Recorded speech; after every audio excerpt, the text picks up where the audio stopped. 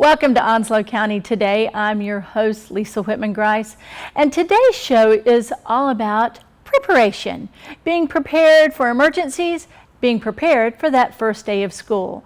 We're going to be speaking with Norman Bryson from Onslow County Emergency Services. We'll also speak with Howard Martin from Onslow County Animal Services. We'll talk with Teresa Kane, Youth Services Director at the Onslow County Public Library. And finally, we'll talk about a partnership between Onslow County Schools and the Onslow County Health Department as we speak with Whitney Jezik and with Linnell Perkins. As always, we are so glad that you're joining us for this edition of Onslow County Today.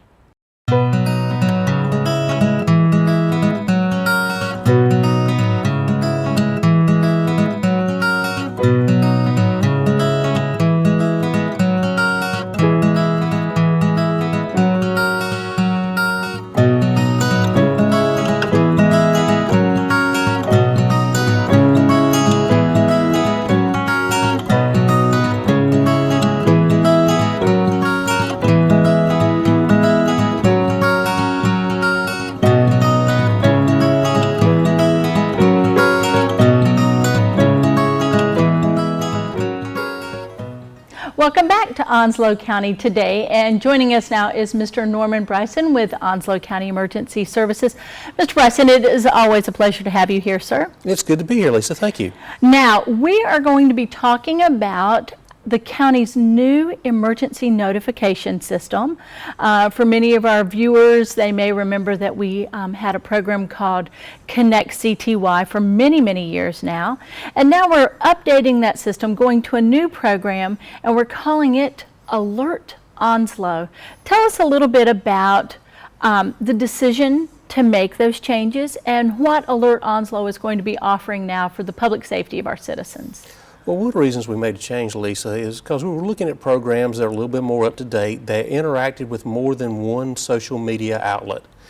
And it's not just social media. There's many different facets that we're trying to push information out and across. So one thing that we've learned is it doesn't matter who you are, what age, what demographic you are, people gather their information through several different means, where some people get theirs through television and radio. There's a lot today that are now getting theirs through social media, as well as the pushes that are coming across cellular phones. So one of the things we want to do is try to find a system that would help us reach the most amount of our population that we have coming into the county.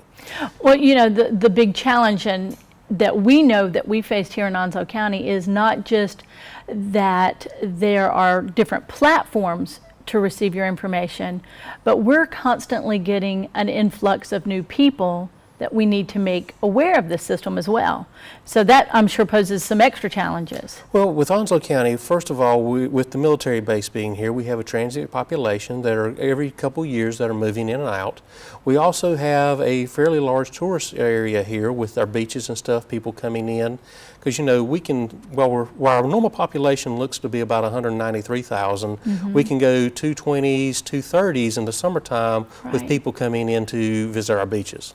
So this isn't, this new system isn't just aimed at the resident, but also for the visitor. That's correct. I mean, this is an easy sign up, easy sign out. If you come in here for a week and you want to be able to sign into Alert Onslow and be able to gather your information while you're here, you can. And it's not just about emergency notification. Of course, that's a big portion of it from my office. But there's other alerts that you can sign up for through this product. You can gather information about parks and recs, from our libraries, from animal services. So there's many more methods of gathering information other than it just being alerting for natural disasters or any kind of other disasters that may have happened in the county. Well, you know, some of our viewers may say, you know, I get notifications from the school system, or I live within city limits, or there are other organizations from whom I receive information. Does this in any way change those notifications, or is this its own standalone product? It's its own standalone product. It doesn't matter where you are in the county. We would love for you to sign up. However, there are other products out there. Of course, the school system has a product out there that they have for alerting and sending information out of. The city of Jacksonville has its own product, which is just called Connect Jacksonville. And by all means, people can sign up for more than one product. Okay. There's no problem with that. If you're within the city of Jacksonville or North Topsail, Holly Ridge, Richland, Swansboro, you can sign up for our product as well. Well, let's talk about how we then transition to Alert Onslow. What do I need to do as a citizen? What are you looking for? What type of information will we need to provide for you? And how do we get there? Well, there's a couple different things you can do. One, you can go to the Onslow County website, and there is a way of connecting into Alert Onslow there, and you can go through and ask several questions. It will ask you your name, your telephone number. The other thing is you can also sign up if you want to email. So you can do an email address with this Alert Onslow as well. And it will put your information in, and it will be able to sign you up. Another method is, if you're not very experienced with using computers and computer systems, is you can call my office, Onslow County Department of Emergency Services, at 910-347-4270, and let them know that you want to sign up for Alert Onslow, and they will help you with signing up. So all different ways of get there, all different ways of receiving information. You know, in this age of information and security and privacy, we're going to have folks who have some concerns and say, well, Mr. Bryson, if I give you that information, are you sharing that with anybody? No, we're not sharing that information with anyone. First and foremost, with this product, if you have a landline phone, which is also a very decreasing technology in the county, you're already a part of the system. We already get that information from the phone companies. The second piece of this, if you want it to go to your cellular devices or to a computer, you have to sign up for it. But beyond that, we do not share that information out with other entities, agencies, so your information stays private with us. Excellent. So Alert Onslow. I want to change, I want to transition, I want to make sure you've got all of my correct information. Maybe my email has changed or I'm new to the area. I'm signing up. When does it go into effect? It's in effect now. You can sign up today. So there's no wait. You can go ahead and sign up for it now. The other piece of it is you can also choose what type of alerts and notifications you want. So it's not just a push all, push one. If you want those things coming in from the libraries or animal services or parks and recs, you can click a button and sign on for that as well. So if I want additional information about what's going on in the county in terms of just general public information, not just emergency notifications, I'm going to get all of that information and in the form that I can respond to it best, whether that is a text, an email, a telephone call. I get to make those choices. That's correct. Okay. And we also use that platform to push out through social media. So if you're following us on the county social media websites or Department of Emergency Services Facebook or Twitter pages, that same push will go out through those platforms as well. So really, there's no one who can say, I didn't know about that. It's getting to us in all different kinds of media. Correct. The key piece, though, for the citizens to remember is you need to sign up. Okay. That's the key piece to make sure we get that information out. Of course, one other thing that we've done with this, we've already tested this system one time. We've already had a situation with our sheriff's office, which we had a manhunt going on. We were able to use the product. We know we got the system pushed out to over 800 phones in the Sneads Ferry community that we were able to push information out, and we started receiving information back from the citizens almost instantaneously. So we've already tested the product and we know it works. That's excellent. You know, you mentioned a really important point there. You said 800 phones. So if something doesn't necessarily apply to my community or my area, I'm not going to get just a random telephone call necessarily that does not apply to me. This device, this product is very, very specific for your team and those who will be using that system to notify specific groups if it only applies to them as well. Absolutely. We can do this by geographical area. If we had a vehicle accident that was blocking the roads on Highway 17 at 2 o'clock in the morning, we could push that around the area and not waking someone up in the loco community at 2 o'clock in the morning. Or if it was a hazardous material spill, search for a missing person, we could do it geographically versus pushing that information across the whole county. Very good. Well, we're going to be hearing a lot more about Alert Onslow in the coming days, weeks, months, as you and your team and our team from ITS and communication continue to spread the word about it. So people are going to be looking and seeing this in a lot more places. Absolutely. There will be a much larger media blitz that will be coming out, pushing the information out. And we've already started one a few weeks ago, but we want to continue pushing this information out, trying to get as many people as possible signed up. Excellent. Again, can never share this information enough, because in the event of natural disaster or any type of emergency situation, you want to be that first line to share that information, and so that people get that accurate and complete information early on in the process. Now, Mr. Bryson, I cannot have you here this time of year without just a reminder to our viewers about the need for preparedness. And certainly Alert Onslow is that first step in preparedness. Talk to us a little bit, as we're always thinking about being mindful and aware of weather situations and emergency situations. Well, as you know, we're already in the hurricane season, which is one of the biggest natural disasters that we prepare for in Onslow County. Last year, we just went through Hurricane Matthew. And if we look across this county, we at least activate our Emergency Operations Center once a year for some form of disaster or issue throughout the year. So in Onslow County, if you live here, as we mentioned, Alert Onslow is part of that preparation, you have to prepare yourself for the disasters that we may have.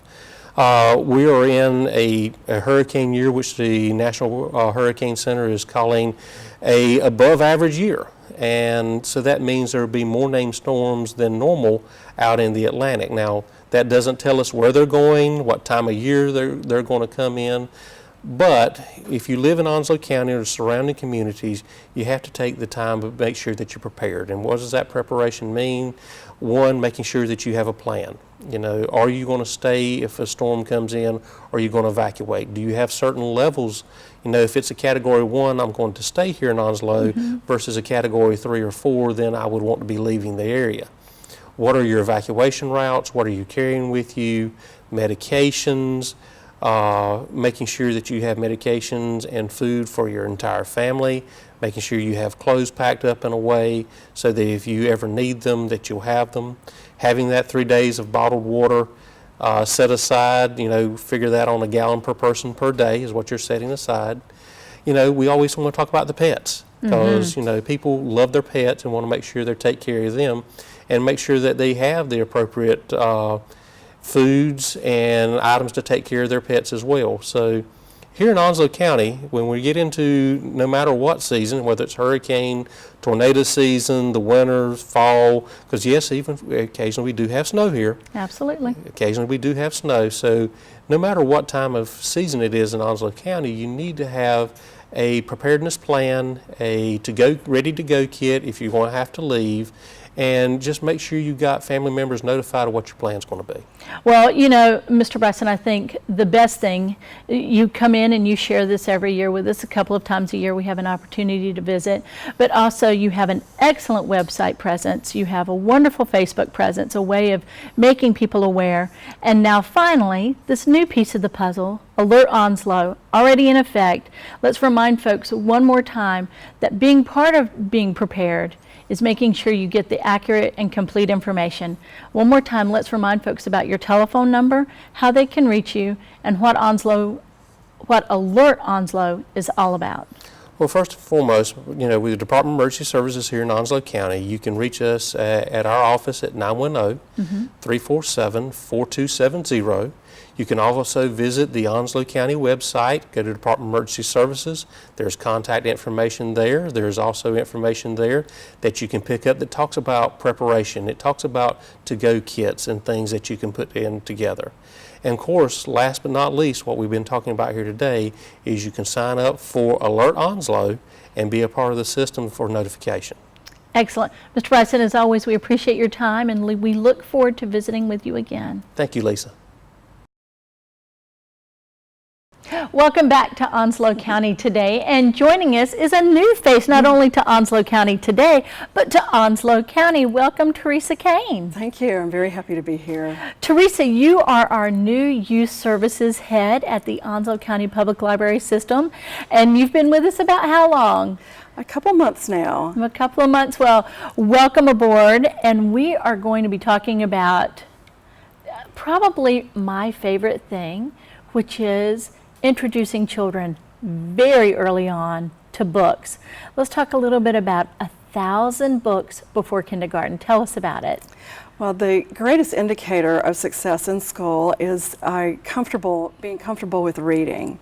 And one thing that parents can do to make their children comfortable with reading is by reading to them and letting them see how much fun it is to enjoy a book with their parent or another person. It could be an older sibling who can also read. It's just a great joy in life, and I think all of us are kids at heart, and even as an adult, it's a whole lot easier to do things that you really enjoy than it is to do things that you dread.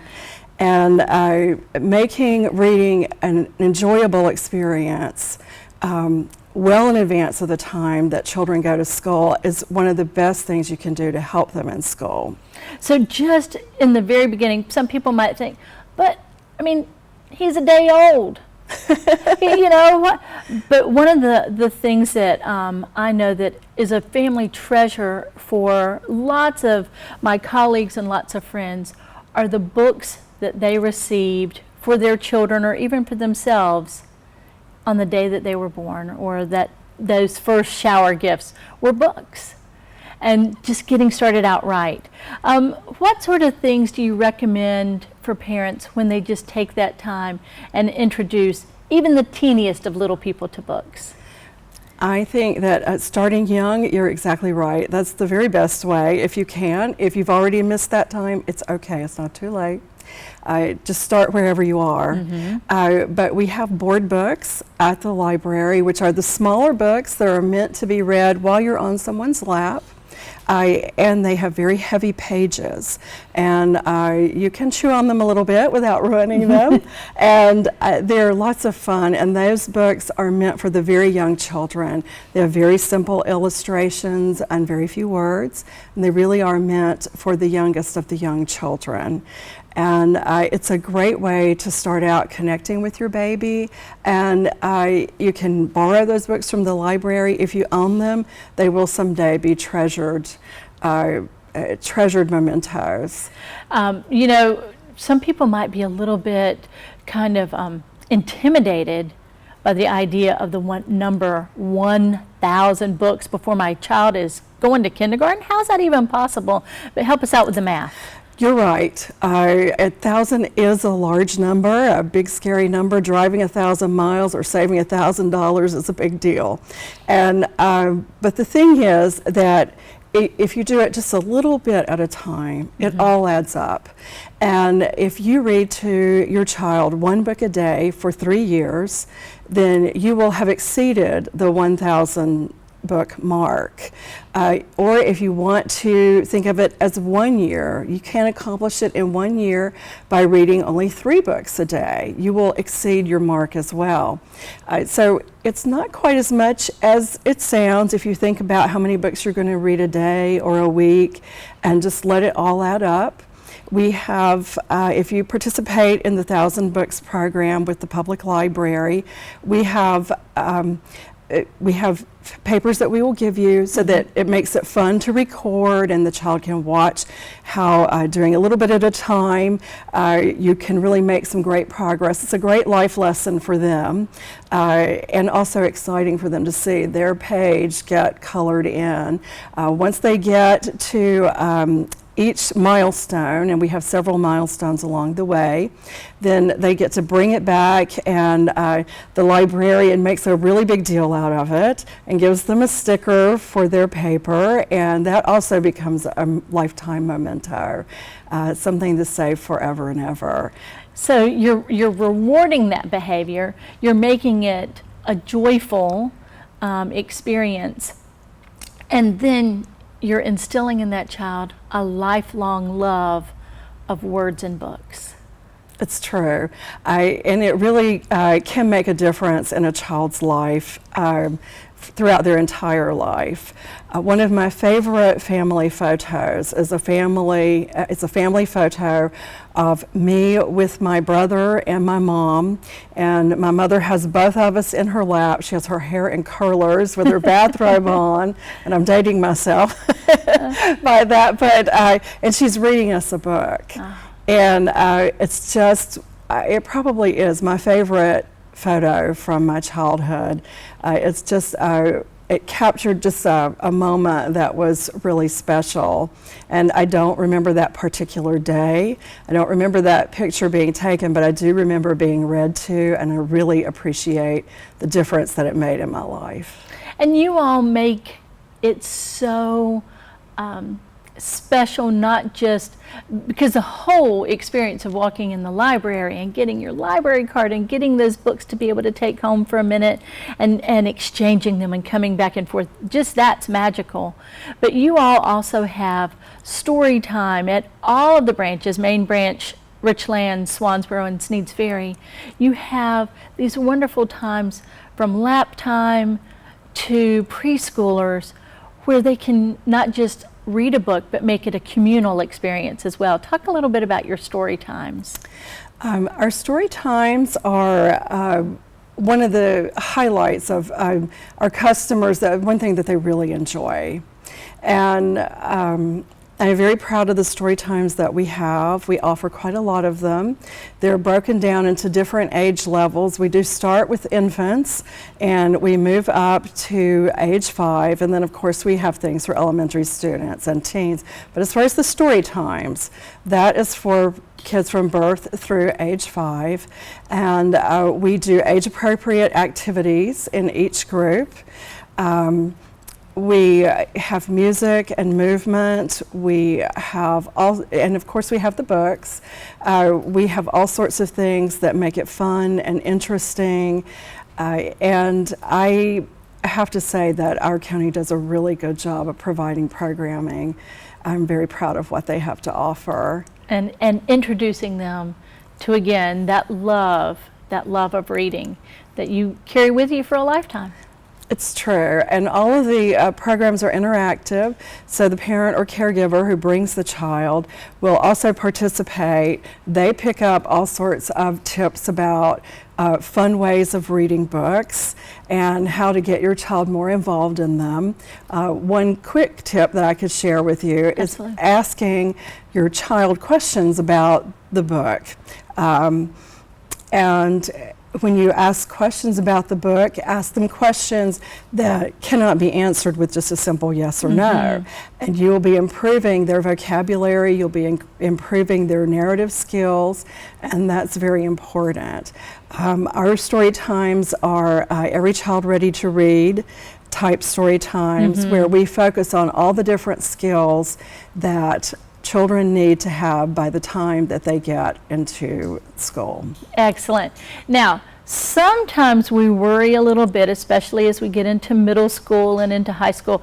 We have so many distractions that sometimes as parents we worry that engagement with books might slide off a little bit, might taper off. But you all have a plan in place so that doesn't happen. Talk a little bit about your teen programming, things like Buccaneers.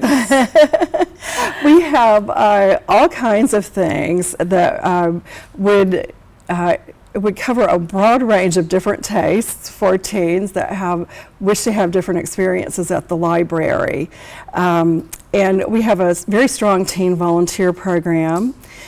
In fact, I'm not sure what we would do without the teen volunteers. They help us so much. But it's a great opportunity for them to get to see what it's like to work in an environment other than maybe a fast food restaurant or something that would be a typical teen job. Right. And so they get to see what it's like to work in a public library, a place that serves the public. They get to see what goes on behind the scenes in those offices.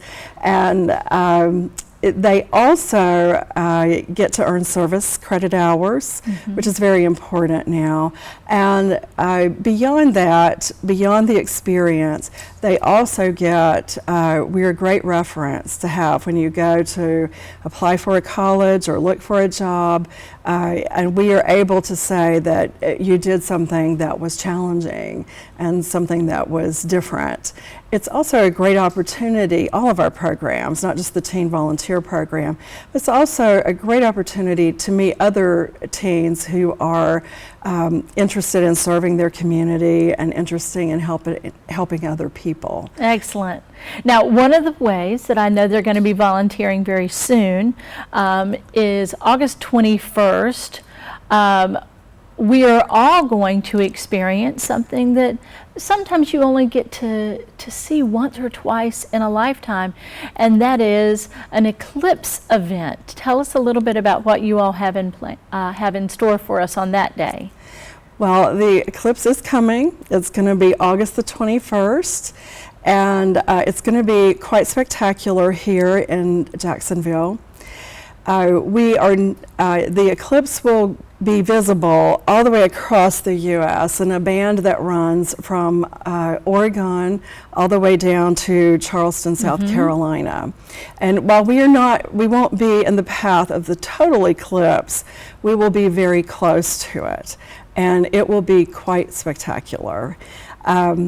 And so we wanted to celebrate that. So all of the branches are having a celebration on that day from 2 to 4, rain or shine. We're keeping our fingers crossed for a sunny, cloudless day so that we have a great view of the eclipse. If not, it'll be something that you can see on TV, but there's nothing like saying that you were really there and you really got to see it. Ours will be very close to the total eclipse. And one of the nicest things that we'll be able to offer, we're able to have donated to our library 200 pairs per branch of the Eclipse viewers. And it is important that you always view the eclipse through one of those viewers because you can damage your eyes. It's just like looking into the sun at other times. The biggest difference is that because the sun is darkened, your pupil does not get smaller, and so all those rays go right down into your eyes. It's not safe to look directly into the sun for a long period of time anytime. It's particularly dangerous when there is an eclipse. And so the viewers, they look very similar to the 3D glasses that you get at the movies, but don't be fooled by those little cheapo cardboard frames. The lenses that are in them are 100,000 times darker than sunglasses. And so that you need that type of protection to be able to view the eclipse. And we will have at least 200 pairs at each one of the branches. So we will plan to have a pair for everybody who comes so that we can all view the eclipse together. And I think it's going to be quite an experience. Wonderful. Well, Teresa, you've shared with us about 1,000 books before kindergarten. You've shared with us about teen programming, the eclipse. There is always so much going on at the Onslow County Public Library at all of the different branches. Please direct folks to the best way that they can find out about all of these cool things that are going on wherever they are in our community. If you have access to the internet, then you can always look at our website. You can also just simply call or drop by one of the 4 branches. And we always try to have something great going on.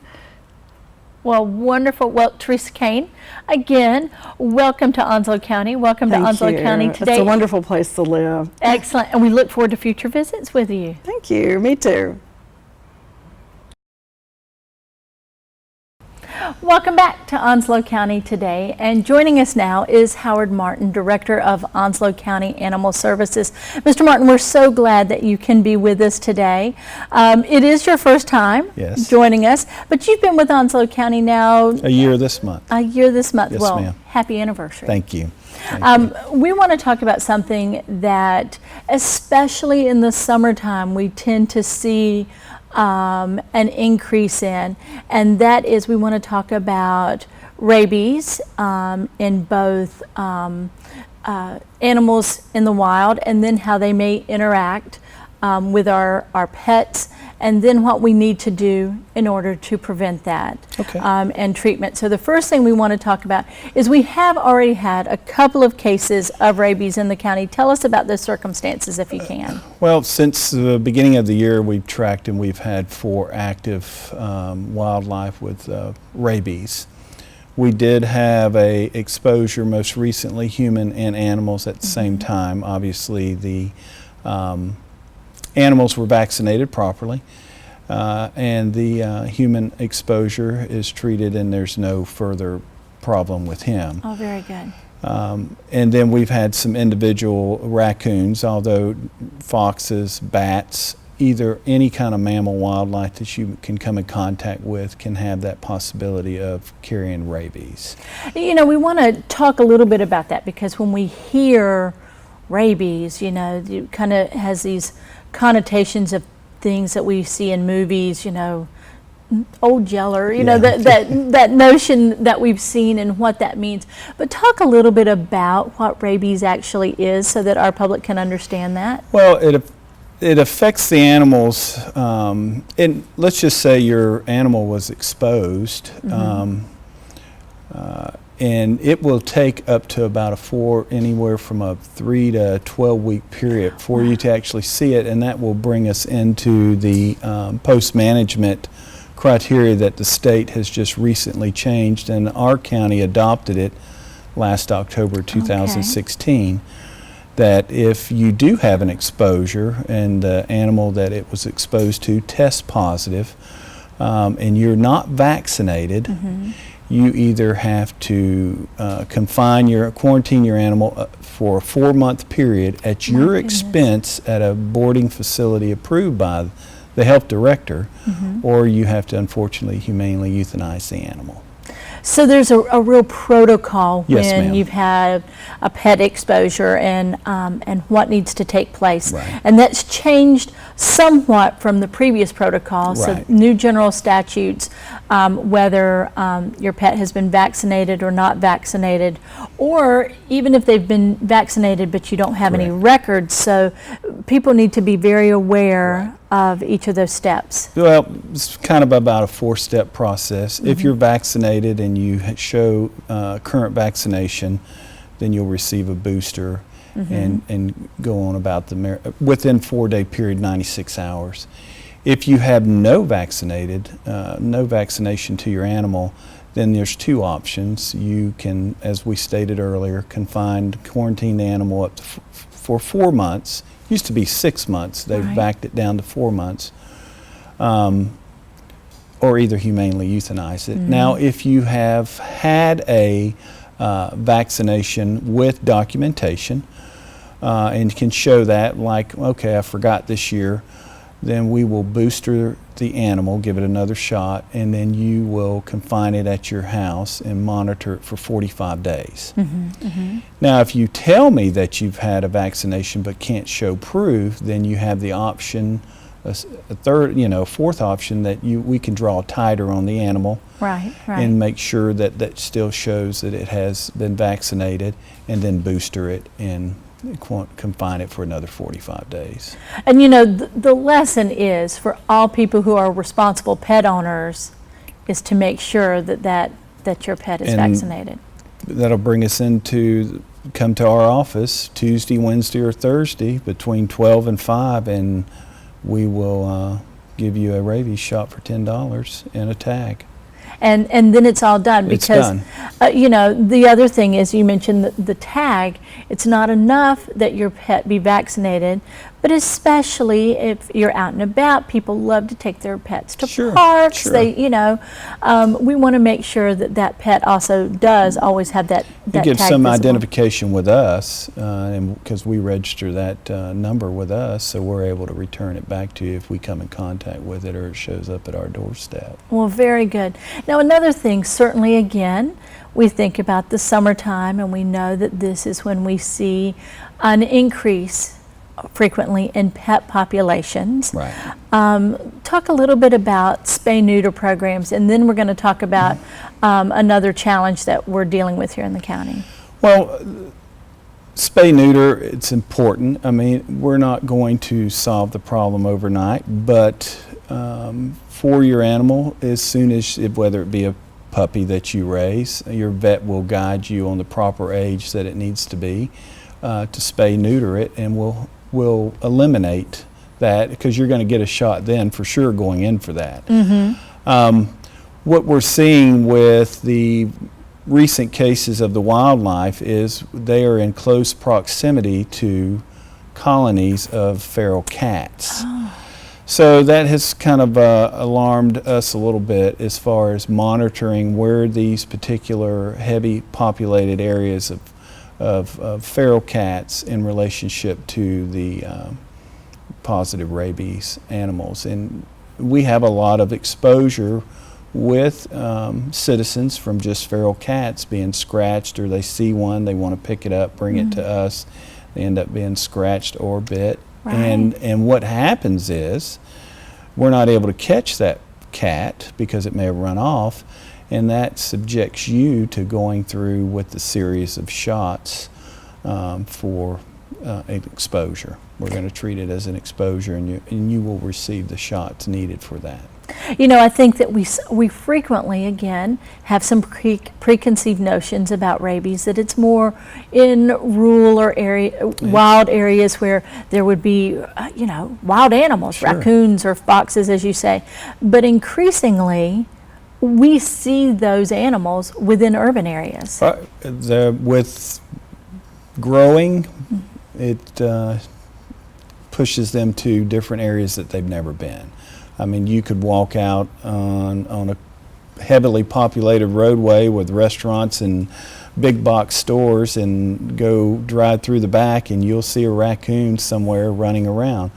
I mean, we have a unique area here in Onslow County with the rural area, the wood line that just backs up to a retail area. I mean, it's nice, but we are there with wildlife at the same time. There's that interaction. Yes, there is. Now, when we think about those feral cat populations and those colonies in those more urban areas, what would you remind our citizens about in terms of the health concerns and their own health, as you say, if you encounter and you are scratched or bitten in some way? Well, you need to notify us immediately so we can start the report process. We have a good working relationship with our health department and the local hospitals, clinics, even veterinarians to report those bites so we can stay on top of it and respond. Sometimes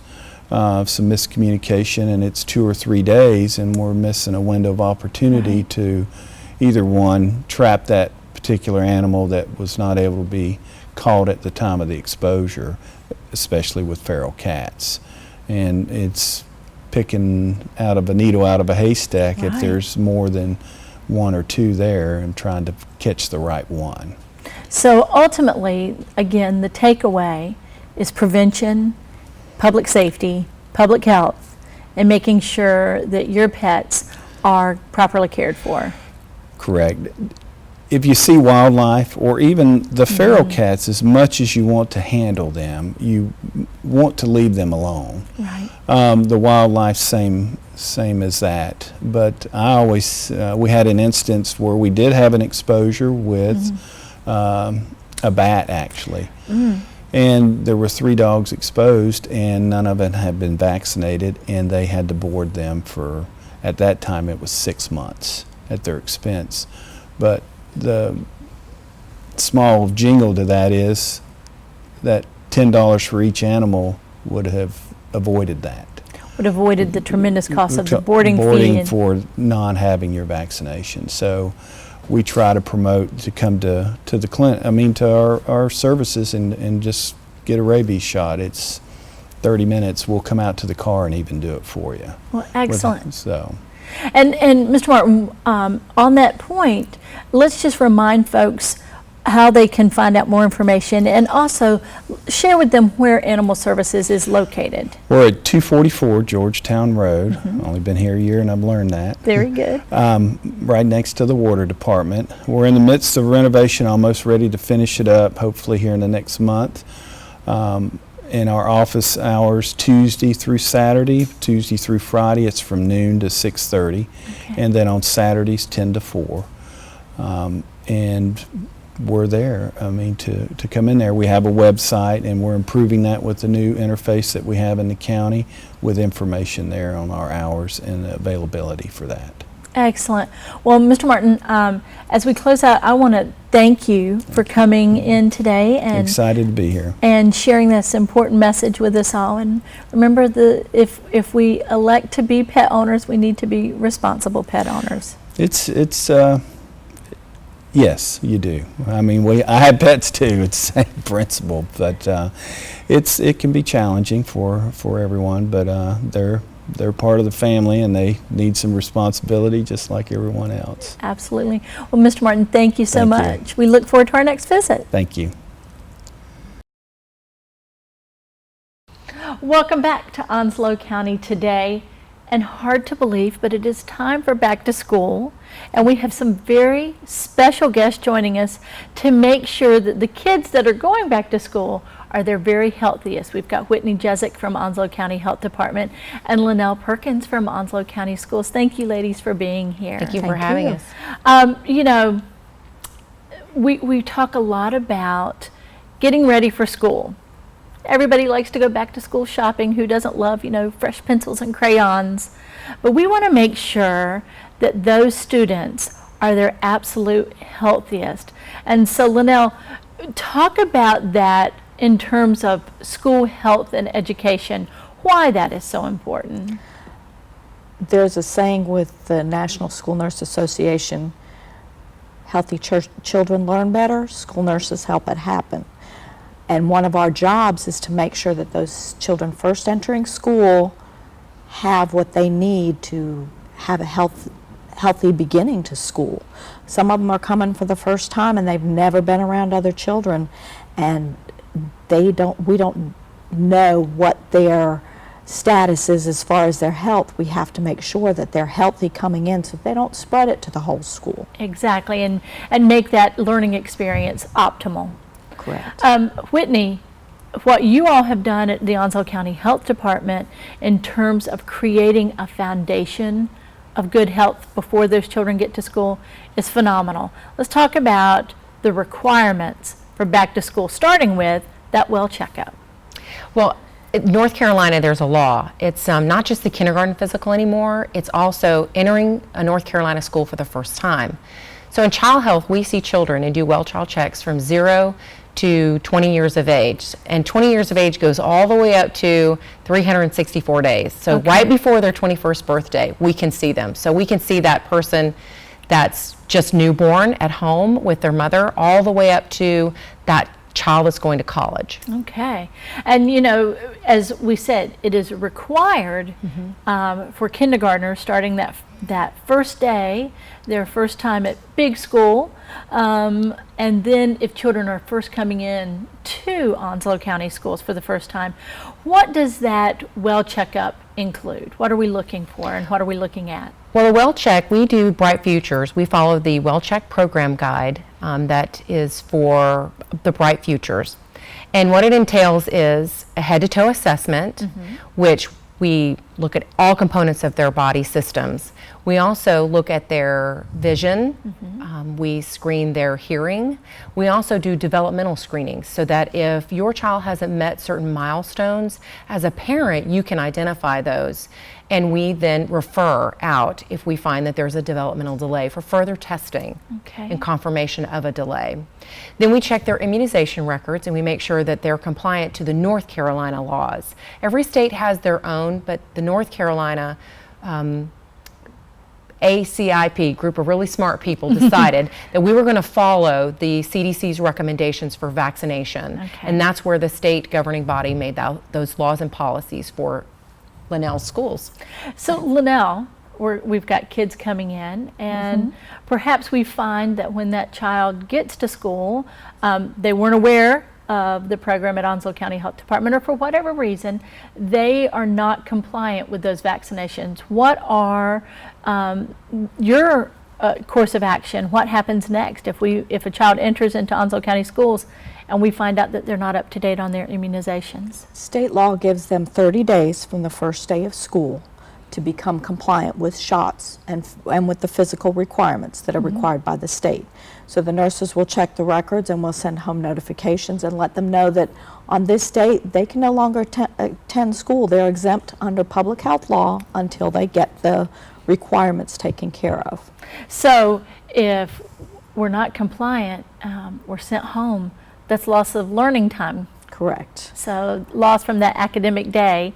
And Whitney, you all are working very hard to make sure that that doesn't happen. What are some ways in which you are not just providing those well checks, but just making sure that that family is ready to go? Well, we have several options that we do. One, Linnell and her nursing staff refer them to the health department or a provider. The health department takes insurance. We see Medicaid clients, but we also see uninsured. And many people that move to this area may not have been able to transfer their Medicaid from the state that they came from, so they're presently uninsured. We see them at the health department. We also have a school initiative that we are in partnership with the Onslow County school systems that we are extremely proud of. We have recently won an award, as a matter of fact, the Samuel L. Katz Immunization Initiative Award. We were unanimously voted by that board and committee, by all of those people in the entire state of North Carolina that competed for that award. The health departments, private practices, schools, and colleges and universities. We were very humbled by that, but we were very proud because it is it's public health at its finest. Yes. We have already printed 14,000 packets. They are in the hands of Linnell and her nursing staff.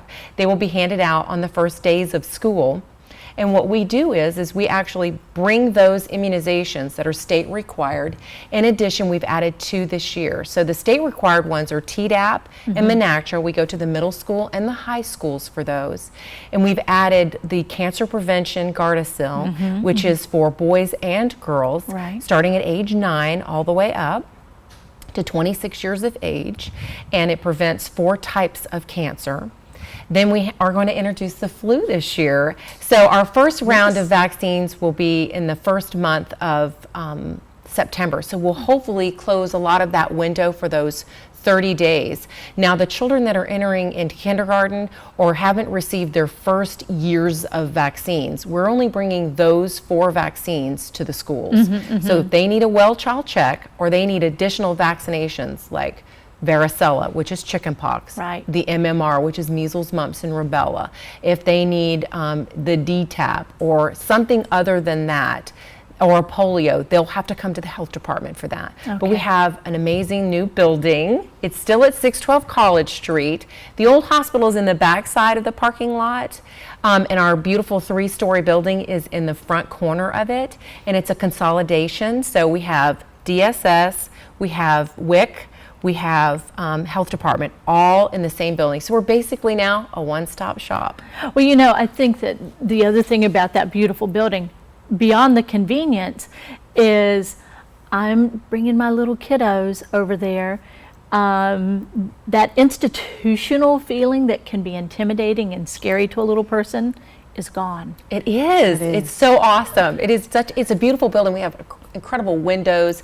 We have state-of-the-art furniture. It was long time in the making and long time in coming, and we are very respectful of that building because I know from where I came from at the health department, and I know people came to the health department because we were good providers of care. We did impeccable education and training of people so that they could provide really good care to our clients and our staff. Most of all, we honor who comes, and we are so humbled by being able to be servants of public health. Well, it is evident in your award, first and foremost, that you all have come to this together for the good of children. and for the well-being and health of those children. But it's also very evident in just your conversation about the need that's there. Yes. We have a community that is transient. We have a community that is very young and a very high population of 0 to 5s. And so you're preparing them so that they're ready to learn in your environment. Whitney, how can we make it easy for those families to know what to do? How can we, when do you offer these services? Do we need to make appointments? What do we need to bring with us? What are all the kind of the quick answers that a parent or guardian might ask before they come to Consolidated Human Services for treatment for their children? Well, to see me in child health and another one of our child health nurses, you have to have an appointment. That's Monday through Friday from 8 to 5. Then we always ask that you bring your documents of immunizations, especially if you're from another state. We use the North Carolina Immunization Registry. We at the health department give Linnell and her nursing staff the ability to look at those immunization records. So you can walk into any county health department in this entire state, all 100 counties. We all participate in it because we give state vaccines. Okay. Some of the local providers participate in it, and I understand that the base is going to begin to participate in it, but they have not in the past. Okay. So we're all coming together for the best record keeping of immunizations, because sadly, if immunizations are not documented and you can't prove that you have them, you actually start over with many of them. You can draw titers for some, but they're expensive.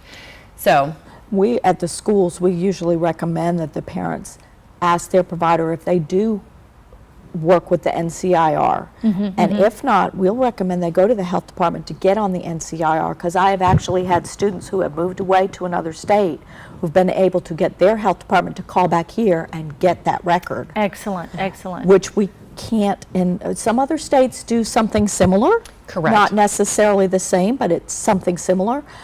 But there's a lot of states that don't, and those records get lost. And I have seen kids, and then finally the mom finds it, and we find out they've had 12 shots. Oh, And that, for a little person, that's not fun. So we would rather that they have that record. have the information available, so bring it. And then you all essentially help them build that record. correct. Help them build that record. You provide well checks, but you don't provide sick checks. So we want to make sure that people are aware that this is for well check, this is for back to school, this is for vaccination. But if we do come down with something, health department is not the appropriate destination for them. Correct. When you come for a well child check, if you don't, we call them in the world of healthcare, they're now called a medical home. If you don't have a dental home or a medical home, we actually provide you with a list of our medical and dental homes in Onslow County. Very good. I also would like to say that the OUTS van comes to our comes right by our building. We have like a bus stop right there in front of the Onslow County Health Department. So if you use the county's bus system, we actually have a stop right outside of our health department. So again, making it as convenient Yes, ma'am. and as effective as you can. And again, let's remind people that as they're making those appointments, they may be concerned about the cost, but you all do accept all insurances and other forms of care. Let me unpack that a little bit. Sure, let's. We have a network of Okay. providing insurance companies. So my suggestion is call your insurance company and find out if they're in our network, or you can Okay. call the health department and you can ask if yours is in the network. And then find out what your co-pays are, because fortunately I don't have to do the billing component of it, because I don't know what's harder, immunizations or billing. So in billing and coding, they get my respect. Right. The second thing is our immunization clinic is walk-in, so you don't have to have an appointment for immunizations. But what we try to do is when you come for a well child check, we actually evaluate your immunizations at that point, and I send you to the immunization clinic from my clinic. So it's a one-stop shop, and if you haven't, there are certain ages that you have to have certain kind of lab testing. For example, you have to have a lead test.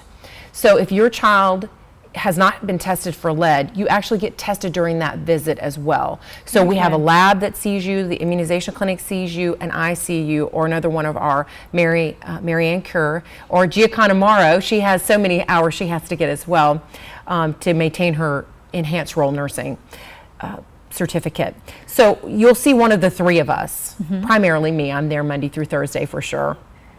And we'll do your visit, and we try to make it all encompassing. So if your parent has to actually take off work and bring you, and we try to schedule families. So if you have multiple children, we try to schedule your appointments one right after another so that we can see all your children at once. For example, this morning I saw a family of 4 children before I came for my interview. Very good. And provided all their paperwork and their immunizations, and when I left, they were actually in the immunization clinic, but I had already completed my visit with them.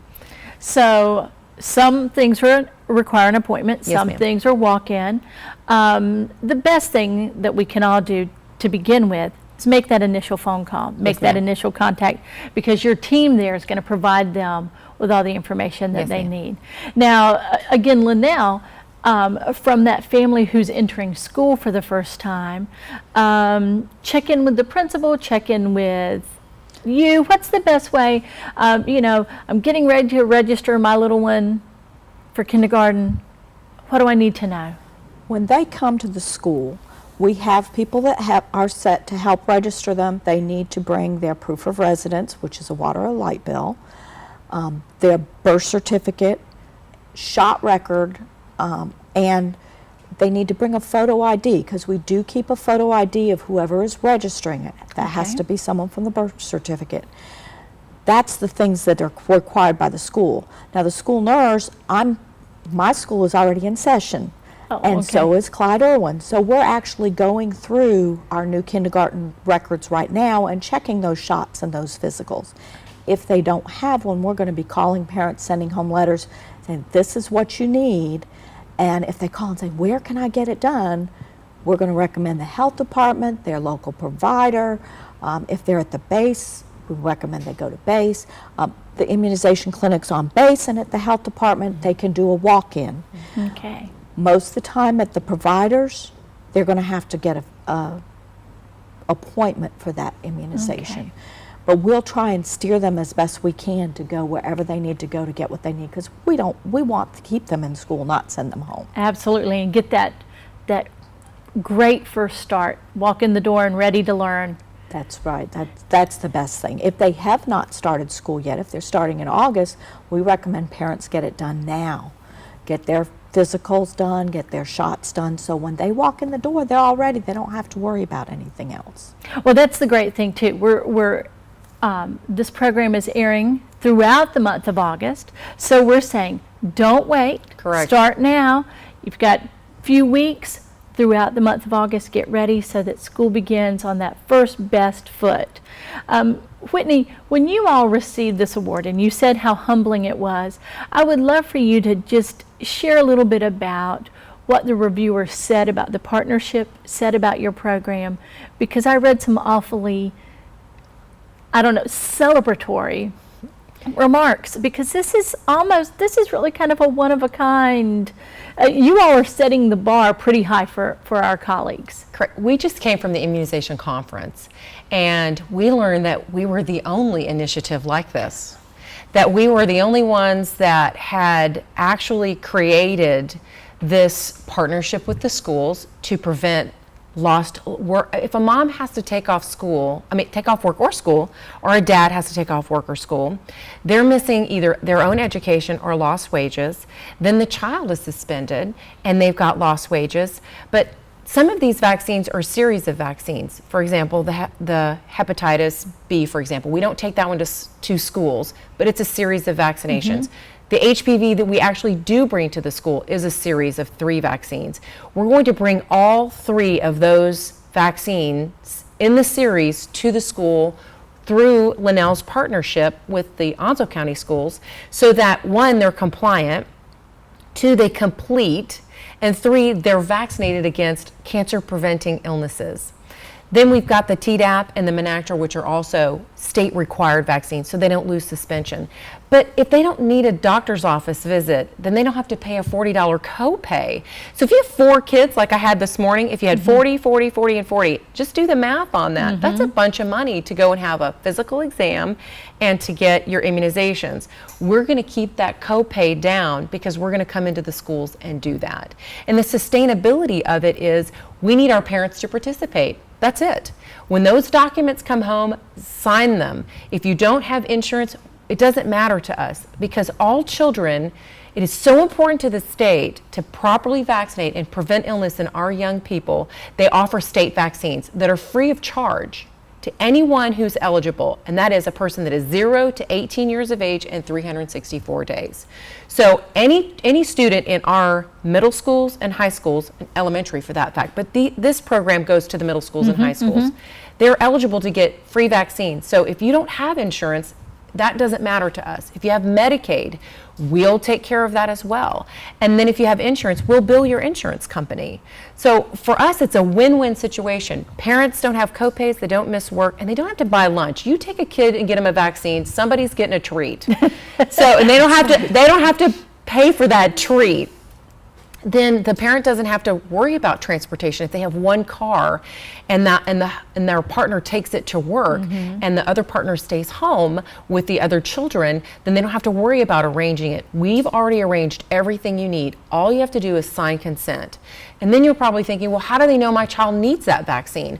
Well, you're going to have supplied that vaccine record either through a Linnell and the school systems, or they're already in the registry, the North Carolina Immunization Registry. We have an entire team of people at the health department that go through and check that. We check the proper spacing. We make sure they actually need that vaccine. So if you check all the boxes, but your child only needs 2 of those vaccines, your child will only get those 2 vaccines that they need. We're very conscientious about that. It is proper spacing. We don't want to give anybody vaccines that they don't need, that are improperly spaced. We follow the ACIP and the Centers of Disease Control, the policies and their procedures, and they become our standing orders. And again, ultimately, it's about the public health It is. and well-being of our families It is. and of our little people. Congratulations. Thank you very much. Congratulations on this initiative.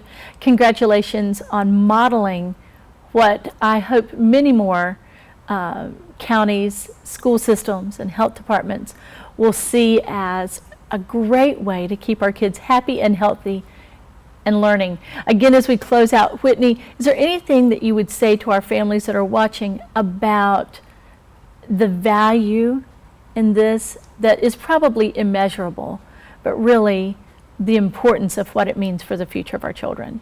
Well, there are some people that cannot get vaccinations because of physical illness or chemo or radiation.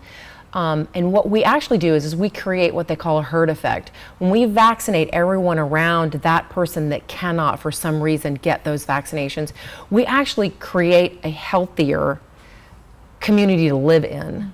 And therefore, people want to come visit us. They want to come bring their tourist dollars here. They want to come move here. They want to be a part of our community. But we're a healthier community because of it. Public health is about keeping the well. We want to make sure that you are well enough to enjoy your life, well enough to have longevity in your life. And that's what public health does. And to have this partnership with the schools it's incredible. It's a gift, most of all for us, because we get Really to see helps. your kids be healthy, and for the parent, you get to experience your child be healthy. Well, that is wonderful. Linnell, what about you? Well, she's coming, when they're coming from middle school and high school. A lot of parents get a job after their child gets out of elementary. And so this has made it wonderful because the state requires those shots and going into 7th grade. It makes it so easy on the family. It makes it easy on the students, because if they're coming to the health department or their doctors and they're sitting there in the waiting room all by themselves, it's kind of hard. When they're with their friends and everybody's getting it, it makes it a lot easier. And then it makes them healthy. And we have had outbreaks in the past across the state, across the country, and this ensures that we don't have that problem here, that we don't have to worry about these kids catching these diseases that a lot of people have never seen, but they're very devastating when they do come around. So we want to prevent that. Prevention. What is it you said to me off camera, Whitney, about prevention? Oh, what is it? An ounce of prevention is better than a pound of a cure. There you go. But really, it is about prevention. It is about the well-being of our community. And I thank you both for that. Congratulations again on Thank your you. award. And thank you for what you're doing to keep our children and our families in Onslow County well and healthy. Thank you for having us. Thank you as always for joining us for Onslow County Today, and thank you to our guest, Norman Bryson from Onslow County Emergency Services, Howard Martin from Animal Services, Teresa Kane from the Onslow County Public Library, Whitney Jessick from the Onslow County Health Department, and also to Linnell Perkins joining us from Onslow County Schools. This edition of Onslow County Today is dedicated to being prepared for emergencies, being prepared for back to school, being prepared for those first days of being a great student.